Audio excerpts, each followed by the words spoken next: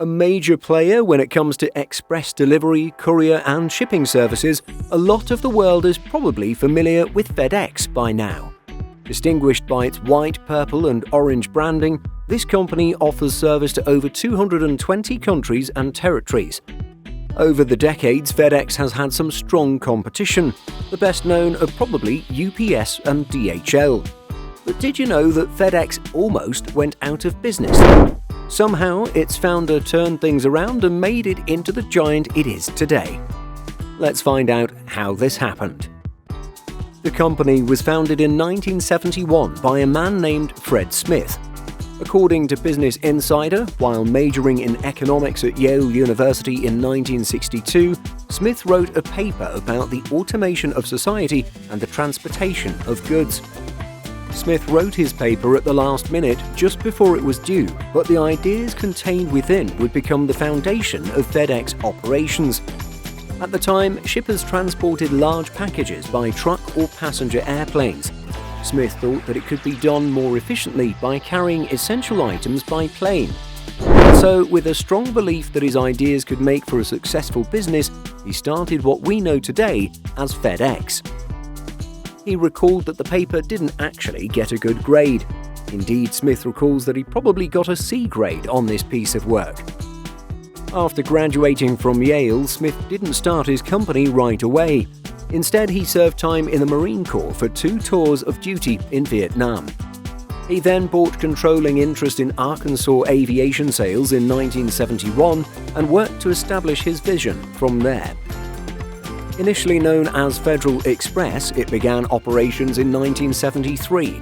According to the company's website, there were only 186 packages that first night of operations, but Federal Express created a new industry offering express door-to-door services.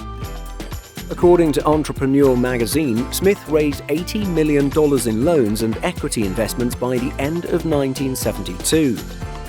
Things quickly grew, although rising fuel costs eventually grew to threaten the viability of the business. Indeed, fuel costs were so high that Federal Express found itself millions of dollars in debt.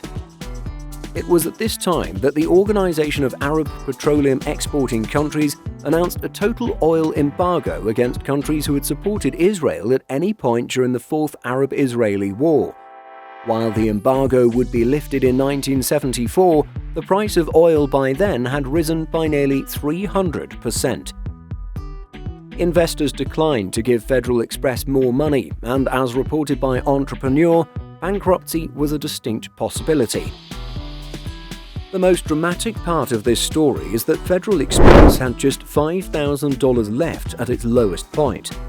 It was then that Smith made a pitch to the company General Dynamics for more funding. Unfortunately for Smith, the board refused. On his way home from his failed pitch meeting, Smith took a detour to Las Vegas and won $27,000 playing blackjack. He took these winnings and wired them back to Federal Express. As reported by Entrepreneur, Smith said, "The $27,000 wasn't decisive, but it was an omen that things would get better. I was very committed to the people that had signed on with me, and if we were going to go down, we were going to go down with a fight." He also added, "It wasn't going to be because I checked out and didn't finish." His casino win was indeed a good omen, and Smith was able to raise another $11 million. By 1976, Federal Express's revenue had reached $75 million, and the company went public 2 years later.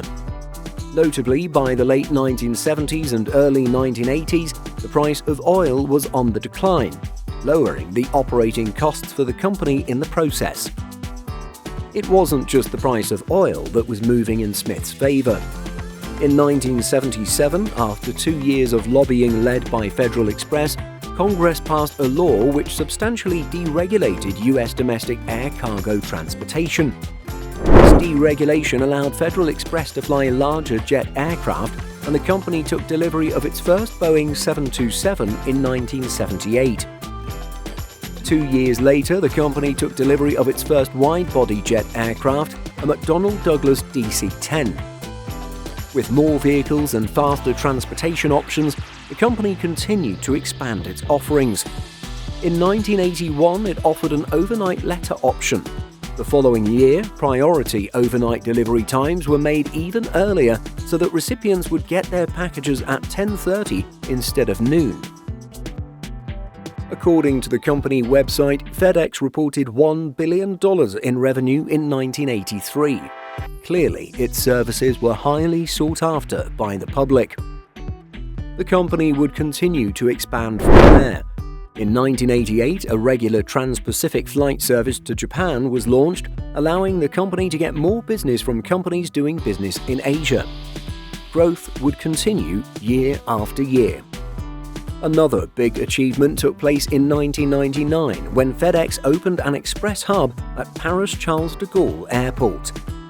Another massive win for the company would take place in 2001. It was then that FedEx Express and the US Postal Service would forge a private-public partnership. This would see FedEx providing air transportation for USPS cargo. With e-commerce in its infancy, this partnership would go on to mean huge business for FedEx. This deal with USPS will come to an end on September 29, 2024. Nonetheless, it has given FedEx a huge boost. Going back to the company's history, another international hub would be established in 2009 in China, in the city of Guangzhou to be precise. Now the company's largest hub outside the United States, this has facilitated plenty of business between the United States and China. In 2009, Smith earned a total compensation of more than $7.7 million, which included a base salary of $1.35 million, $5 million in stock options, as well as $1.3 million in other compensation. 5 years later, in 2014, Fortune magazine ranked him 26th among the list of the world's 50 greatest leaders. According to Forbes, the company made $69.7 billion in revenue in 2019, while its founder Fred Smith was estimated to be worth $3.9 billion. Smith was CEO up until recently. However, he eventually gave up his title and traded it for the title of Executive Chairman. Nonetheless, Smith is still very much connected to the company that he founded over 50 years ago. For 2021, the company brought in some $84 billion in revenue, while this would grow further to over $90 billion in 2023. Now, in 2024, FedEx's website says that it has almost 700 aircraft, ranging from the tiny Cessna 408 Sky Courier to the massive Boeing 777 freighter. The company has ordered even more aircraft, and so we can expect this fleet to grow larger in the future. The company also has more than 210,000 motorized vehicles and 600,000 employees. All of this allows the company to handle about 16.5 million packages per day. So what do you think of the achievements of Fred Smith and FedEx? Have you ever had to use this company for its courier services? Share your thoughts and experiences by leaving a comment down below.